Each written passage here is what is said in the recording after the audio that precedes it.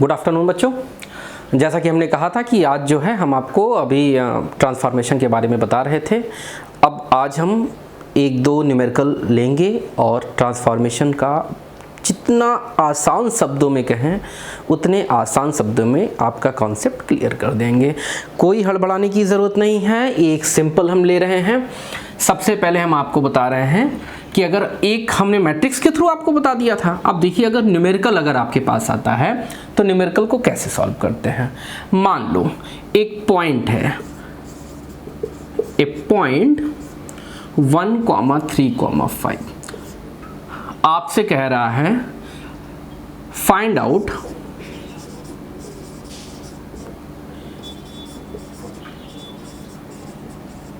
Cylindrical coordinate system. देखिए मैंने पहले भी बताया था कि अगर ये जो पॉइंट्स दिए हैं, तीन तरीके हैं रिप्रेजेंटेशंस के, 3 वेज होते हैं। एक XYZ होता है, एक रो फाई जेड होता है और एक R, थीटा और फाई होता है। पहचान क्या है? अगर कहीं पे कोई डिग्री का सिंबल नहीं है तो हम कहते हैं कि वो कार्टेशियन है।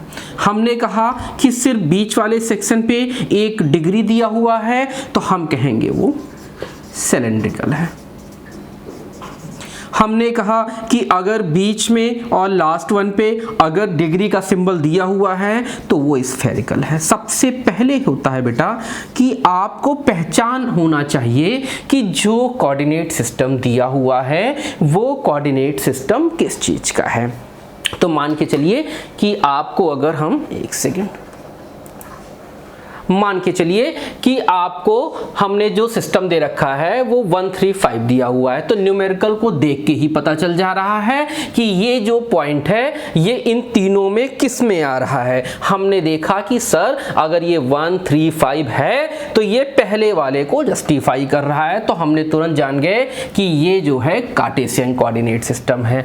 अब बात आती है कि इस रो का रिलेशन इसमें क्या है, इस फाई का रिलेशन इसके साथ क्या है, और हमने ये भी बताया था बेटा जो z यहाँ पे था वही z यहाँ पे है, यानी कि z में कोई वेरिएशन नहीं आएगा। तो याद रखिएगा रो बराबर होता है, अगर हम आपसे कहें कि जो x होता है वो रो cos फाई होता है, जो y होता है ये रो sin फाई होता है। तो यहाँ से देख के पता चल गया x is equal to rho cos phi, y is equal to rho sin phi. यहाँ से भी अगर आपको रटने की जरूरत ना हो तो हमने एक बेसिक डायग्राम बता रखा था आपको। बेसिक डायग्राम का मतलब ये हमारे x यूनिट का था, यहाँ से हम गए, ये हमने बोला था ये फाई है, इस फाई के बाद हमने इस पे पैरेललोग्राम खींचा, यहाँ से खींचा और हमने कहा ये z वाली हाइट हो जाएगी हमारी। तो आप देखिए ये हमारा क्या है, रो था, ये कितना था, फाई था। तो अगर हम इसको डिफाइन करें तो इसको ड्रॉ करके देखो तो क्या आएगा, ये वाला सेक्शन जो है साइन में जाएगा और ये वाला सेक्शन कॉस में आएगा, यानी कि ये हो जाएगा हमारा रो साइन फाई, और सॉरी ये हो जाएगा हमारा रो कॉस फाई में जाएगा क्योंकि x के कंपोनेंट के साथ है। ये हमारा x है बेटा, ये हमारा x है, ये हमारा y है और ये हमारा z है। तो यानी कि x के साथ cos रहेगा तो ये हो जाएगा रो cos फाई, y हमारा ये वाली एक्सिस y है, तो यानी कि ये कितना आ जाएगा रो sin फाई। चूंकि ये पैरेललोग्राम है तो अगर ये रो cos फाई है तो ये भी रो cos फाई होगा, ये रो sin फाई है तो ये भी रो sin फाई होगा। बेसिक रूल क्या था कि अगर कोई चीज cos और sin में दे रखी हो तो आप क्या करिए, स्क्वायर कर दीजिए। जैसे ही आप स्क्वायर करेंगे तो आपको इस तरफ क्या मिल जाएगा, एक्स स्क्वायर मिल जाएगा। इसके लिए स्क्वायर एंड ऐड कर दीजिए दोनों साइड को, स्क्वायर करके इक्वेशन नंबर अगर 1 हम ये कह दें, 2 हम ये कह दें। हमने कहा बेटा एक को स्क्वायर करो तो ये हो जाएगा x square is equal to rho square cos square phi, और इसको स्क्वायर करने कहा तो y square is equal to rho square sine square phi. दोनों को ऐड कर दीजिए तो एक तरफ आ जाएगा x square plus y square आ जाएगा, और यही बराबर किसके हो जाएगा, रो स्क्वायर हम कॉमन ले लेंगे। रो स्क्वायर को कॉमन लेने के बाद यहाँ पे क्या बचेगा, कॉस स्क्वायर फाई बचेगा, बचेगा और प्लस साथ में क्या बचेगा, साइन स्क्वायर फाई बचेगा, यानी कि ये हो जाएगा sine square phi. We all know sine square theta plus cos square theta is always remain 1, तो ये पूरी वैल्यू कितनी हो जाएगी, 1 हो जाएगी। तो एक रिलेशन निकल के क्या आया, रो इज इक्वल टू क्या आ जाएगा, square root of x square plus y square. ये आप लोग को याद रखना है। तीसरी चीज हमने कहा बेटा रो आपका निकल गया, जेड आपको पता है, फिर निकालना क्या है, फाई निकालना है। तो हम जानते हैं कि फाई के लिए इक्वेशन नंबर 2 को इक्वेशन नंबर 1 से क्या करिए, डिवाइड कर दीजिए। तो अगर हम यहां पे कहें डिवाइड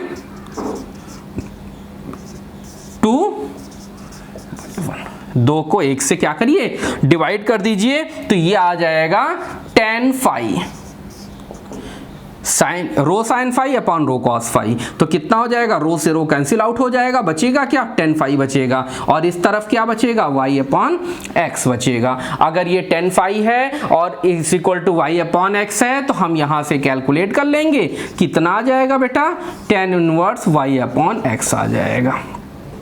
यानी कि हमने tan inverse y by x को भी कैलकुलेट कर लिया है। अब देखिए कार्टेशियन दे रखा था, पूछा था सिलेंड्रिकल में कन्वर्ट करिए, तो सिलेंड्रिकल में रो चाहिए, फाई चाहिए, जेड चाहिए, यानी कि रो की वैल्यू निकाल लीजिए, फाई निकाल लीजिए, जेड एज इट इज था। तो यहां से अगर हम बात करें बेटा इस फार्मूले में रख दो तो रो की वैल्यू कितनी हो जाएगी, अगर हम आपसे कहें बेटा रख के बताइए, तो देखिए x के स्थान पे 1 है, y के स्थान पे 3 है, तो कितना हो जाएगा, स्क्वायर रूट 1 का स्क्वायर प्लस 3 का square means square root of 10 आ गया। ये किसकी वैल्यू आ गई, रो की वैल्यू आ गई है। अब हमने कहा फाई की वैल्यू बताइए, तो फाई की वैल्यू कितना हो जाएगा, tan इनवर्स, y की वैल्यू कितनी है, 3 है, अपॉन x की वैल्यू कितनी है, 1 है, तो tan इनवर्स 3 आ जाएगा। tan इनवर्स 3 आप कैलकुलेटर में देख लीजिएगा या जो भी आपकी वैल्यू हो इसको याद कर लीजिएगा। एक अप्रॉक्स बता दे कि ये बताइए ये 45 डिग्री से अबव होगा कि कम होगा। देखो tan 45 की वैल्यू 1 होती है,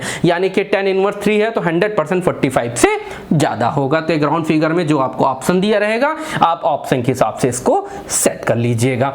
अच्छा ये तो बात हो गई कि सर सिलेंड्रिकल वाला हो गया, इसी समय स्फेरिकल का भी बता दीजिए तो हमारा ये न्यूमेरिकल भी पूरा हो जाए। तो इसके लिए हम आपको बता दे रहे हैं किस तरीके से होगा, ये हटा दे रहा हूं मैं, आप वीडियो को रिवाइंड करके चेक कर लीजिएगा, जहां पे कोई चीज ना दिखे दोबारा उसको रिवाइंड करके देख लीजिएगा, वीडियो उसको ना हो तो एक बार डाउनलोड कर लीजिएगा, आराम से घर पे देखते रहिएगा, ठीक है। अब हम इसको लगाते हैं स्फेरिकल में कन्वर्ट करके दिखाते हैं, कोई बात नहीं बेटा आराम से ये हो जाएगा। देखिए किस तरीके से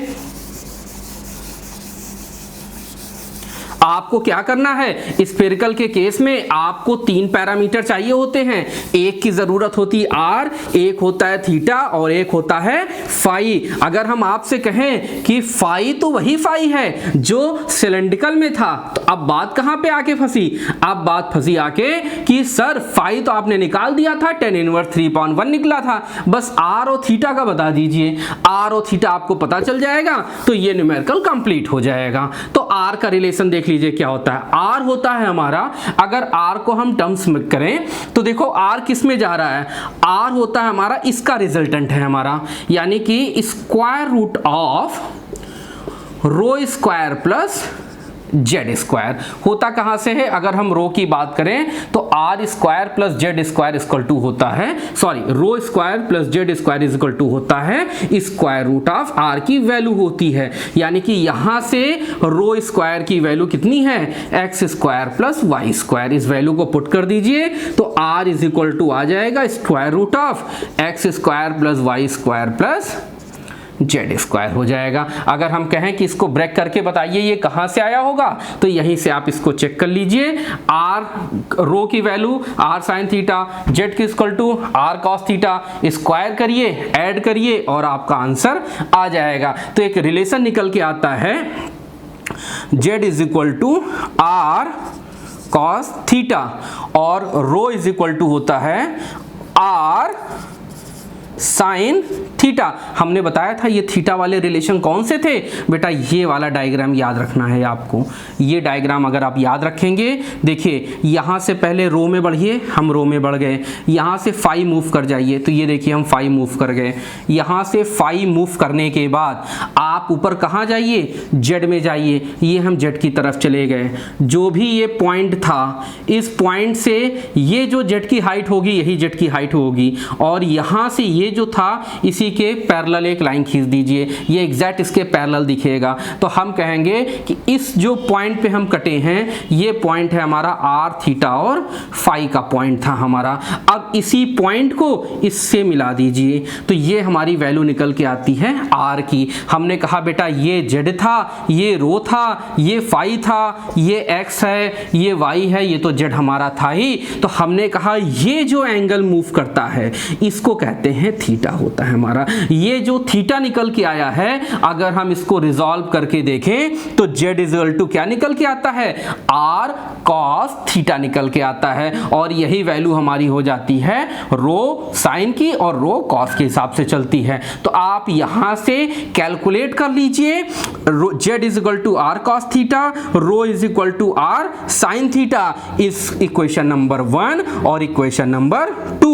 again process, square 1 and 2 and then add कर देंगे तो आपको ये चीज कैलकुलेट होके आ जाएगी। तो अब हमें क्या चाहिए था, हमें चाहिए था r थीटा और फाई। सर आपने फाई तो वही बताया जो सिलेंड्रिकल का था, आर हमने यहां से कैलकुलेट कर लिया। सर थीटा की वैल्यू, बेटा थीटा यहां से याद कर लिया करो, सबसे आसान तरीका है, कहीं नहीं भटकना है। z is equal to r cos theta, क्योंकि इसी को रिजॉल्व करके हमने देखा है, तो यहां से थीटा की वैल्यू निकाल लो। कितना हो जाएगा, cos inverse z upon r आ जाएगा। तो सर थीटा हमारा निकल गया है, आर हमारा निकल गया, फाई हमने निकाल दिया था। वैल्यूज को इसमें रख के देख लो, आर की वैल्यू कितनी आ जाएगी बेटा, कुछ परेशान नहीं होना है। इसको देखो, 1 का स्क्वायर प्लस 3 का स्क्वायर प्लस 5 का स्क्वायर, 1 का स्क्वायर 1, 3 का स्क्वायर 9, 5 का स्क्वायर 25 और प्लस 10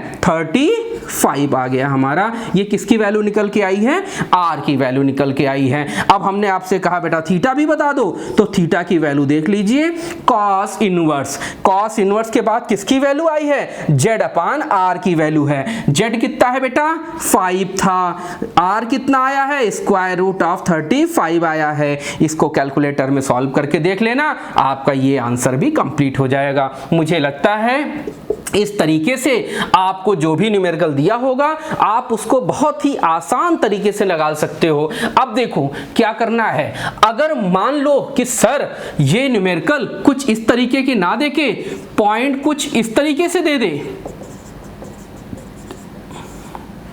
तब आपको क्या करना पड़ेगा। अब देखिए यहाँ पे निगेटिव साइन आ गया है। अभी भी हम एक चीज तो देख के जान सकते हैं कि सर ऊपर जो डिग्री कहीं नहीं दिया हुआ है, इससे तो इतना कंफर्म हो गया कि ये जो है कार्टेशियन कोऑर्डिनेट सिस्टम का पॉइंट है। अगर कहीं पे डिग्री लिख देते तो सिलेंड्रिकल का हो जाता, 2 डिग्री लगा देते स्फेरिकल का हो जाता है। बिल्कुल कंफ्यूज नहीं होना है, पॉइंट को देख के ही जान जाना है कि वो कौन से कोऑर्डिनेट सिस्टम का पॉइंट है। अच्छा मान लो कि जो वैल्यूज आई दी होती, अगर वो सिलेंड्रिकल में दी होती तो वाइसी वर्सा करके हम रो के एक्स के साथ रिलेशन निकाल लेते और वाई का भी रो के साथ रिलेशन बता देता है, फाई थीटा। तो एक का प्रोसेस आप देख लीजिए, दूसरे का प्रोसेस आप लगा दीजिए। ये वाला न्यूमेरिकल हम आपके साथ लगाना चाह रहे हैं, आप हमारे साथ बने रहिए। और इस न्यूमेरिकल में मैं चाहता हूं कि मैं धीमे चलूं और आप अपने कॉपी और पेन पे तेजी से चलें, जिससे आपका आंसर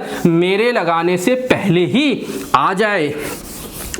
अब देखिए क्या करना है बेटा, इसमें आपको बिल्कुल कंफ्यूज नहीं होना है। हम इतना तो जान गए हैं कि अगर ये -3, 4, 5 है तो ये कार्टेशियन कोऑर्डिनेट सिस्टम है। हमसे कहा क्या है, हमसे कह रहा है कि आप इसका सिलेंड्रिकल कोऑर्डिनेट सिस्टम में वैल्यू बताइए। तो सिलेंड्रिकल में निकालना है, मान लो सिलेंड्रिकल में हमको निकालना है, तो सिलेंड्रिकल में निकालने के लिए क्या करना होगा, हमें रो चाहिए, हमें फाई चाहिए और हमें जेड चाहिए।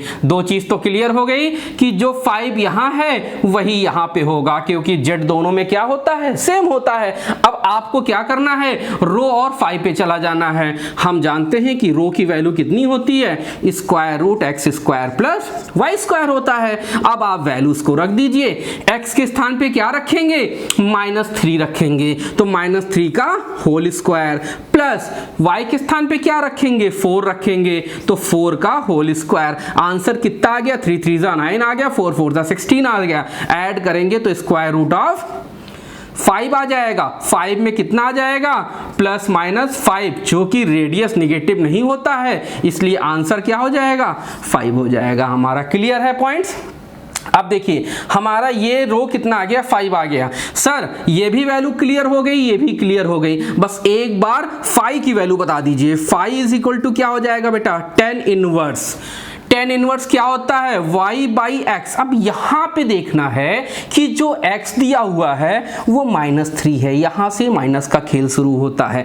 अब आपको फाई बताना है। फाई का हमने बताया था, जो फाई का रेंज होता है वो 360 डिग्री से कम होना चाहिए और 0 डिग्री से ज्यादा होना चाहिए। अब देखिए हम जानते हैं कि tan -θ जो होता है वो -tan θ होता है, क्योंकि tan ऑड फंक्शन होता है। आंसर निगेटिव में जा रहा है। अब तुरंत आ जाइए बचपन के कोऑर्डिनेट सिस्टम में और ये बताइए किसमें tan निगेटिव होता है। तो देखो पहले में हम कहते हैं साइन प्लस होता है, कॉस माइनस होता है, वेरी गुड। दूसरे में साइन निगेटिव होता है, plus minus, minus plus, plus minus और माइनस प्लस हो जाएगा। अब देखिए यहां पे सेकंड कोऑर्डिनेट में कॉस हमारा क्या होगा, plus plus plus minus minus minus minus और प्लस, वेरी गुड। देख लीजिए क्या है, पहले क्वाड्रेंट में इसको कहा जाता है quadrant, first, second, third, fourth. हर क्वाड्रेंट 90 डिग्री का होता है। ये 90 डिग्री, ये 90 डिग्री, ये 90 डिग्री, ये 90 डिग्री, चारों को मिला लोगे कितना हो जाएगा, 360 हो जाएगा। अब एक एक करके आते हैं। ये जो प्लस प्लस मैंने लिखा है, हमने सिर्फ साइन और कॉस को लेके चले हैं, यानी कि पहले क्वाड्रेंट में साइन भी पॉजिटिव है और कॉस भी पॉजिटिव है। दूसरे में साइन पॉजिटिव है लेकिन कॉस क्या है, निगेटिव है। तीसरे में साइन भी निगेटिव है और कॉस भी निगेटिव है। अगर साइन भी निगेटिव और कॉस भी निगेटिव तो 100% इसका tan क्या हो जाएगा, पॉजिटिव हो जाएगा। यानी कि tan यहां पे पॉजिटिव है और tan यहां पे पॉजिटिव है, तो tan निगेटिव किस में जा रहा है, tan यहां पे निगेटिव जा रहा है और tan यहां पे निगेटिव जा रहा है।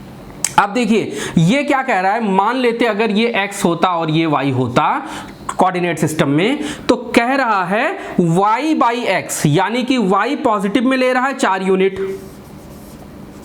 और x को निगेटिव में ले रहा है 3 यूनिट, यानी कि हमारा ये जो पॉइंट होगा ये सेकंड कोऑर्डिनेट में कहीं लाई करेगा। तो यानी कि सेकंड कोऑर्डिनेट में लाई करने का मतलब हमारा पॉइंट यहाँ कहीं पे बैठा हुआ है।